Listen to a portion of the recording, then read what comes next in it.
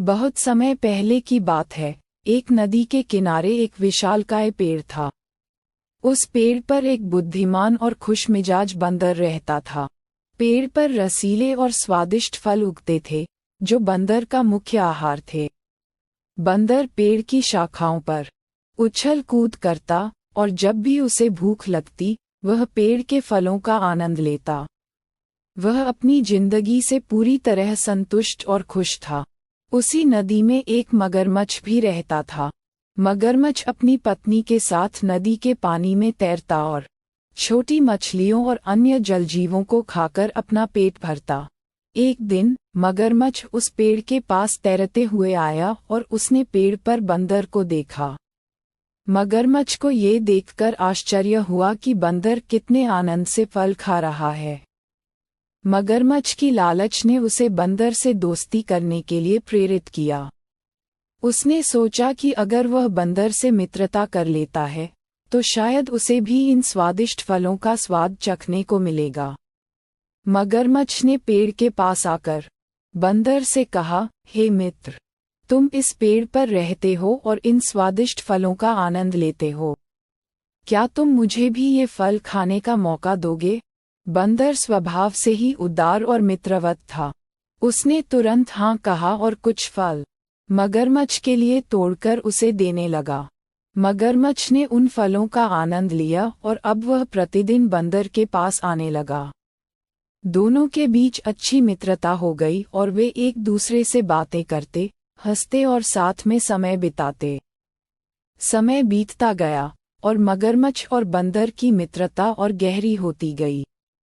मगरमच्छ प्रतिदिन बंदर से मिलने आता और बंदर उसे अपने पेड़ के फल खिलाता। मगरमच्छ अब अपने घर भी फलों को ले जाने लगा और उसकी पत्नी भी इन फलों का आनंद लेती। एक दिन मगरमच्छ की पत्नी ने अपने पति से कहा, ये फल तो बहुत ही स्वादिष्ट हैं। अगर ये फल इतने स्वादिष्ट हैं, तो जरा सोचो कि इस पेड़ पर रहने वाले बंदर का दिल कितना स्वादिष्ट होगा। मुझे तो लगता है कि उसका दिल बहुत ही मीठा होगा। मुझे उस बंदर का दिल खाने की बहुत इच्छा हो रही है। मगरमच्छ ने अपनी पत्नी की बात सुनी और असमंजस में पड़ गया। उसने सोचा, बंदर मेरा मित्र है और उसने मेरे साथ हमेशा उदारता दिखाई है, लेकिन मेरी पत्नी की इच्छा को भी नज़रअंदाज नहीं किया जा सकता। पत्नी की जिद और प्रेम के कारण मगरमच्छ ने बंदर का दिल लाने का निर्णय लिया।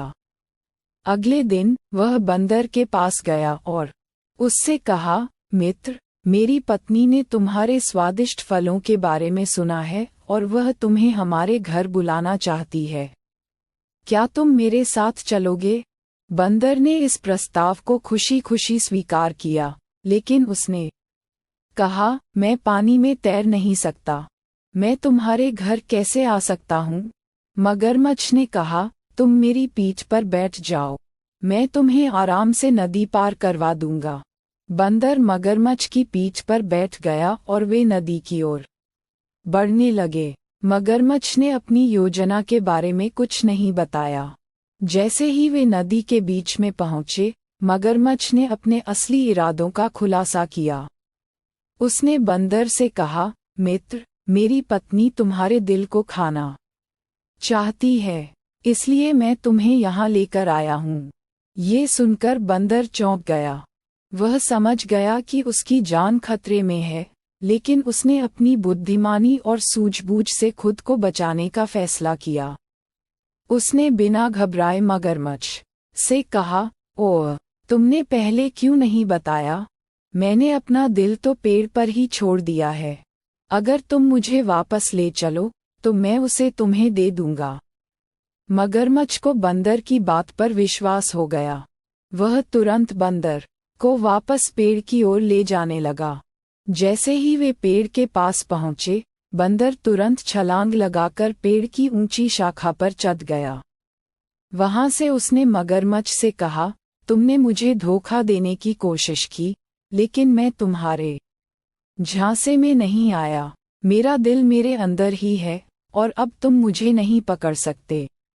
मगरमच्छ को अपनी गलती का एहसास हुआ और वह शर्मिंदा होकर बिना कुछ कहे नदी में वापस चला गया। उसने अपनी पत्नी को भी बताया कि वह बंदर के दिल को नहीं ला सका और उसे अपनी मूर्खता पर पछतावा हुआ। कहानी से सीख, बंदर और मगरमच्छ की यह कहानी हमें कई महत्वपूर्ण सीख देती है। बुद्धिमानी और सूझबूझ, कठिन परिस्थितियों में घबराने के बजाय शांत रहकर अपनी बुद्धि का प्रयोग करना चाहिए। बंदर ने अपनी सूझबूझ से अपनी जान बचाई। मित्रता में विश्वास बहुत महत्वपूर्ण होता है।